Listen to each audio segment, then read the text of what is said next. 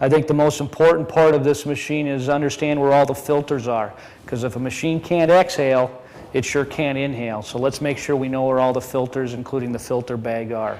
So first of all, the paper bag, take your hose off, and you can get to the top here to get to your paper bag when it's full. There are people that take these out, dump them out, and reuse them, and you can do that, and I'm not saying you shouldn't. However, as the pores get filled, you'll have less suction of your vacuum. One of the things that we do differently and unique is we have a little paper tab on top here that you can take off. As you're pulling it out, it allows you to take this off, and you can pinch and shut your bag so you don't have dust flying in your face. I would recommend doing that when it's in here before you pull it out and have that puff of smoke go in your face. So that's a nice little feature. And you throw that bag away, and then you can grab your next bag. The second filter, the secondary filter right here, try to keep this cleaned out as much as you can. It's obviously porous and has to be, so it does get dirty after a while, but you can shake this out and blow it out. Do not just use this as your bag, because it's the next filter away from your motor. And as dirt gets down to the motor, obviously you can have failures. So that's your second filter, and that just pops back in here. Real simple. The third filter that we want you to be aware of is on the base here. This whole base comes apart. The vac motor's on the base, so this whole thing can come apart. So if you have your motor fails, you can actually just have one of these in stock, or have them ship you just that area, and you can get your motor piece fixed.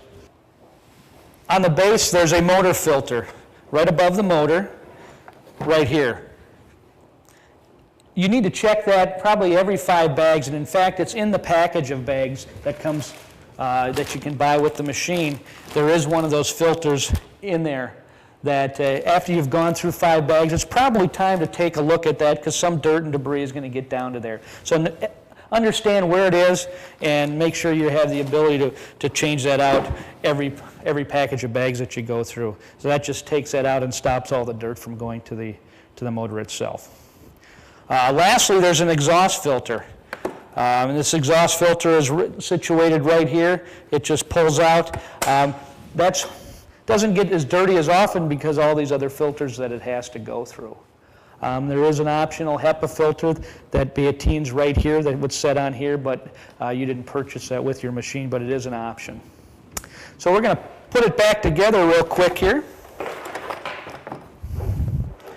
Just line it up. Got your straps. Strap the base down. Okay. I'm going to dig in and grab a new bag.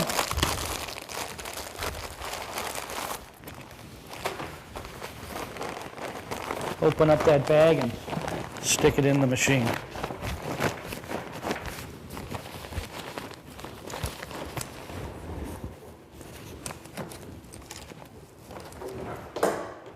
Take the cover, throw that back on. There's arrows to line it up. You'll see an arrow on this side to line that up so you have it on correctly.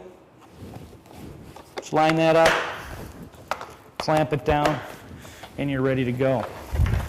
Really, the only major damage that happens on these backpacks is usually the cord, and they damage the cord. So most people tie the cord in knots so when they're vacuuming, it doesn't pull when they go to pull out of the pigtail here. So what we have done, instead of having to tie that cord in knots, we have put a little strain. This clip right here is a strain relief. What it does is you hook it onto your cord on the other side